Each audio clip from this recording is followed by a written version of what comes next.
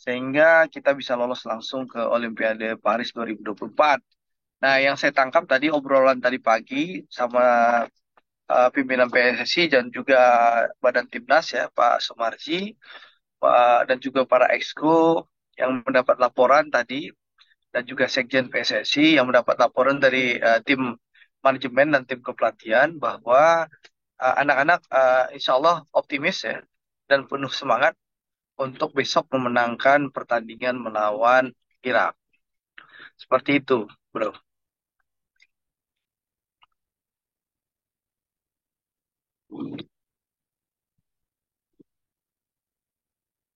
Ya, saya rasa ya malam mungkin habis pertandingan mereka kecewa ya. Tapi paginya saya ketemu anak-anak di restoran, di lobi, ya sempat ngobrol ya. Mereka sudah melupakan kekalahan. Mereka menatap laga selanjutnya melawan Irak dan mereka penuh semangat dan penuh keyakinan, insya Allah bisa menang lawan Irak besok begitu. Karena kan udah 2 hari nih selesai pertandingan nih. Hmm. Jadi mereka sudah melupakan kekalahan. Karena bagaimanapun juga kita harus akui Uzbekistan adalah tim terbaik di kompetisi turnamen Piala Asia hari ini. Mereka jauh lebih siap daripada kita dan juga jauh lebih di atas kita. Itu fakta.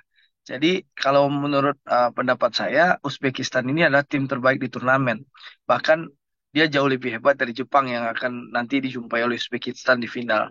Mereka lebih kuat secara fisik daripada kita, cepat secara kecepatan juga lebih cepat dan secara permainan transisinya juga jauh lebih cepat dan lebih apa lebih cepat dari kita. Jadi memang kelasnya memang di atas kita. Faktanya seperti itu.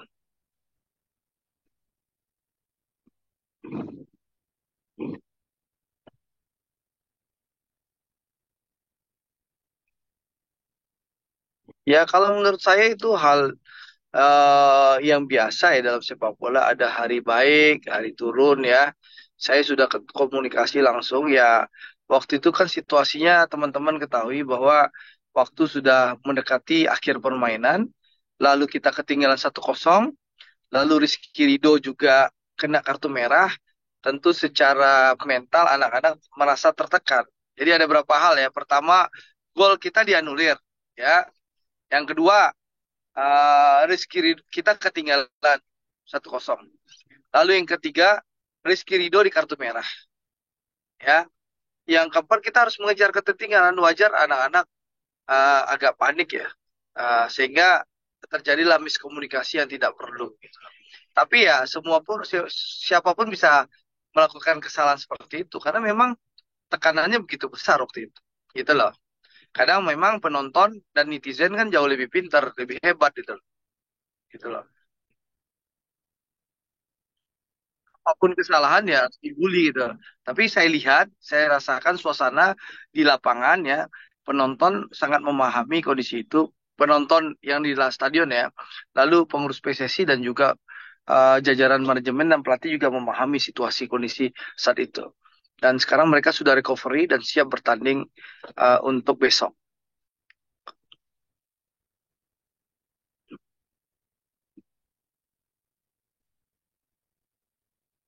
Iya tentu bangga dong. Gimana nggak bangga? Target PSSI hanya lolos perempat final, ya. Tiba-tiba ini bisa sampai semifinal. Gimana nggak bangga? Lalu secara statistik, ya kita bermain luar biasa.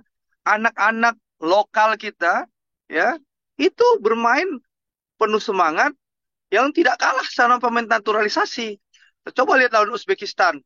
Coba lihat lawan Uzbekistan. Ya, yang berani adu badan siapa sih? Yang berani adu kaki? Mohon maaf ya, saya nggak mau membedakan naturalisasi sama pemain lokal ya. Tapi yang berani pasang badan, adu kaki, adu badan, ini pemain lokal gitu loh. Ya, itu fakta. Coba kita lihat ya, yang main di lapangan tengah. Berani nggak tarung kemarin? Gitu loh. Kan enggak. Kita kalah di lapangan tengah kemarin, bro. Jadi menurut saya sangat bangga dengan kualitas pemain-pemain kita yang semakin berkembang dan tidak jauh kualitasnya dengan pemain naturalisasi. Khususnya soal mental dan semangat berjuang, saya rasa pemain kita luar biasa itu. Jadi menurut saya nggak ada yang perlu disesali ya. Ini sudah prestasi luar biasa, sudah memenuhi target, dan kita syukuri gitu loh. Dan perlu kita apresiasi pemain, pelatih, dan juga Federasi PSSI perlu kita apresiasi gitu loh.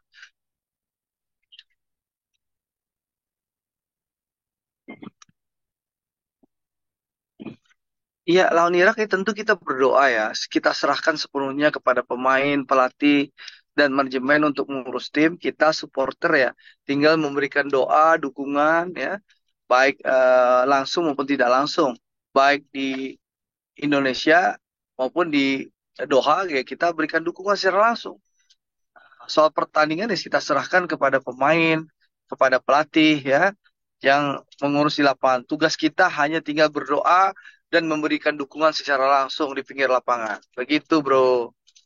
Tapi insya Allah kalau bicara statistik ya, saya sih optimis insya Allah mudah-mudahan Indonesia bisa menang lawan Irak dan kita bisa mencetak sejarah lagi masuk Olimpiade setelah terakhir tahun 1958.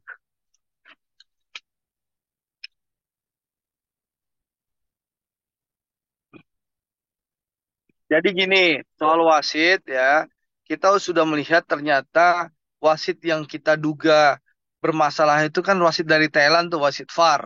Ya, ya wasit VAR dari Thailand itu kan banyak merugikan kita dalam dua pertandingan lawan Qatar maupun lawan Uzbekistan. Nah, untuk pertandingan hari apa sih besok Kamis ya, itu ternyata di wasit ini kembali muncul. Tiba-tiba dia muncul lagi jadi asisten wasit VAR gitu. Kalau kemarin jadi kepala wasit VAR, sekarang jadi asisten wasit VAR. Nah, informasi yang saya dapatkan dari PSSI, PSSI sudah mengirimkan surat protes untuk yang bersangkutan diganti. Ya, kita doakan saja protesnya PSSI itu bisa diterima oleh AFC seperti itu.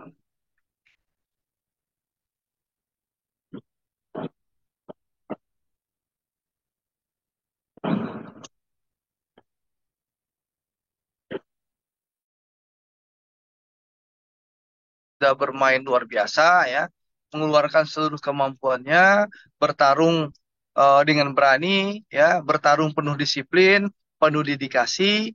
Ya, ini soal keberuntungan saja dan saya rasa secara kualitas kita tidak kalah dengan Irak. Kita insya Allah bisa memenangkan. Memang kalau lawan Uzbek kita harus akui secara kualitas, kecepatan maupun fisik kita kalah dibandingkan Uzbekistan ya. Tapi kalau dengan Irak, insya Allah berdasarkan hitung-hitungan statistik ya, kita insya Allah bisa berimbang lawan Irak. Nah, tinggal bagaimana anak-anak dengan modal statistik yang baik ya, bermain jauh lebih hati-hati, lebih semangat dan lebih disiplin. Jangan sampai melakukan kesalahan-kesalahan yang tidak perlu dan kita bisa mencetak gol di awal awal waktu. Harapannya seperti itu.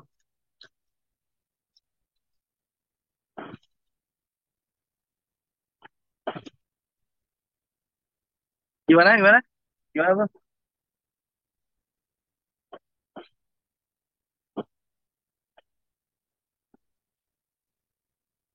Ya memang saya kan memang hobi bola ya.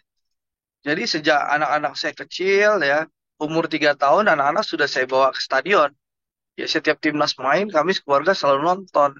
Dan kebetulan ya eh, sekarang saya punya anak menantu yang juga pemain timnas ya tentu ya lebih semangat lagi ya untuk mendampingi timnas untuk tanding dengan harapan tentu dengan kehadiran keluarga para pemain lebih semangat, lebih gacor lagi dan lebih berani lagi untuk betul-betul berjuang membela Garuda begitu.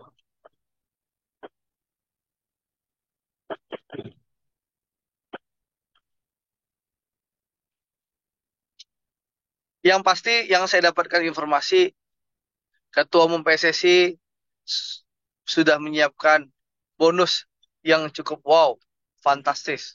Itulah. Ya kita tunggu saja, tidak elok dan tidak etis. Saya bukan pengurus PSSI, jadi yang saya dapat informasi bonusnya alhamdulillah menjanjikan lah.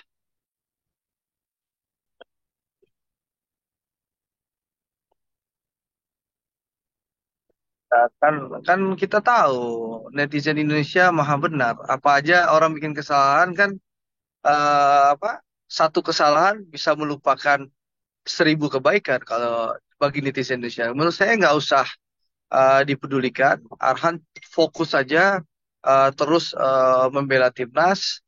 Ya, masukan kritikan tentu harus diterima lapang dada ya. Bahwa masukan dan kritikan tentu jadi motivasi untuk memperbaiki diri dan menjadi lebih baik. Itu satu. Tapi kalau bulian ya menurut saya cuek saja, tidak usah dipikirkan, fokus saja untuk terus bekerja lebih keras dan memberikan yang terbaik bagi bangsa dan negara, gitu loh. Dan saya rasa Arhan sudah paham soal itu kan, bulian dan cacian dari netizen kan bukan hanya sekarang, gitu loh. Setiap Arhan melakukan kesalahan kan juga dalam bertahun-tahun ini kan sudah sering. Yang jelas anak ini terus tumbuh, terus berkembang, dan terus memberikan yang terbaik bagi bangsa dan negara. Itu yang paling penting yang saya minta dari Arhan. Kalau masukan kritikan ya terima saja dengan lapang dada, itu resiko sebagai pemain tim nasional. Yang jelas kerja keras, perbaiki terus permainan dan perkuat mental dan berikan yang terbaik bagi bangsa dan negara. Itu yang penting. Kalau bulian cacian itu hal yang biasa. Kondisi Arhan saat ini fit, siap bertarung, siap bertempur untuk membela Indonesia.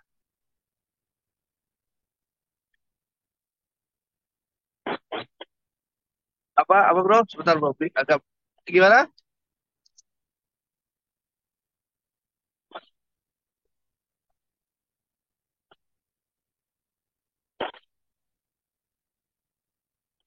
Insya Allah Indonesia menang. Kalau bisa 2-0.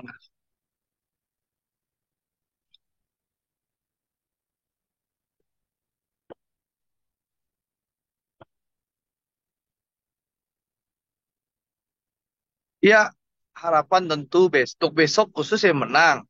Rebut juara tiga Piala Asia U23, lalu ambil tiket Olimpiade. Itu harapan saya untuk timnas besok. Tapi secara keseluruhan, ya kita mengapresiasi perkembangan timnas luar biasa di bawah kepemimpinan Ketua Umum Erick Thohir. Tapi sekali lagi bukanlah segala-galanya, gitu loh. Jadi kalau bisa naturalisasi itu cukup gelombang terakhir yang kemarin yang 3 orang terakhir. Jangan lagi ada upaya menerima mau ngambil 5 sampai 6 pemain lagi. Kalau begitu nanti nggak ada satupun pemain lokal yang main. Masa kita mau semua pemain Hindia Belanda yang ada di timnas itu. Jadi harapan anak-anak muda di Indonesia jangan sampai pudar masuk timnas. Karena yang ada, mohon maaf ya, saya bukan rasis ya. Tapi nanti hanya keturunan Belanda yang ada di timnas itu loh. Kan kita harus memberikan kesempatan juga kepada pemain-pemain lokal kita yang tampil di liga pun ya, liga harus kita benahi, kualitas pemain kita benahi. Tapi mbok ya kalau menurut saya 3 terakhir ini ya cukup gitu loh. Saya rasa sudah banyak pemain naturalisasi kita. Gitu. Sambil kita terus memperbaiki dan meningkatkan kualitas liga kita. Seperti itu, bro.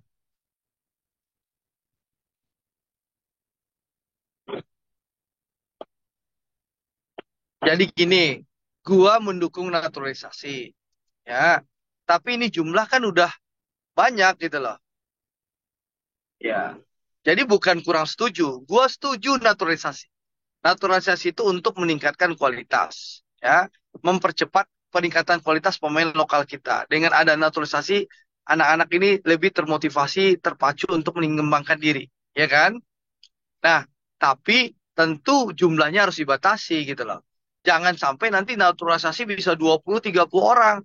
Kalau jumlahnya sampai 20-30 orang, kapan kesempatan anak-anak Indonesia dari Sabang sampai Merauke bisa main? Kalau semuanya nanti keturunan Belanda gitu loh. Itu loh bos. Sekarang kan jumlahnya udah 11 ya, gitu loh. Nah, bahkan sekarang kalau tambahan tiga kemarin termasuk Martin Paes itu dari striker sampai penjaga gawang 11-11-nya udah bisa pemain naturalisasi yang main gitu loh. Nah, ya menurut gua itu cukup sudah gitu loh. Jangan perlu kita tambah 5 sampai 6 lagi kalau kan kasihan bagaimanapun ya anak-anak Indonesia pengen memegang ini loh Garuda di dadanya gitu loh. Gitu loh. Jadi menurut gue sih, gue nggak menolak naturalisasi, tapi naturalisasi bukan solusi jangka panjang. Naturalisasi solusi jangka pendek untuk memacu dan memicu peningkatan kualitas pemain kita. Dan itu kita acungi jempol. Pak Erik sudah berhasil melakukan itu. Tapi sekali lagi tolong dibatasi gitu loh. Jangan terus-terusan kita naturalisasi gitu loh. Jadi bukan gua anti naturalisasi ya, gua mendukung, tapi jumlahnya dibatasi dan jadikan ini solusi jangka pendek, bukan solusi jangka panjang gitu.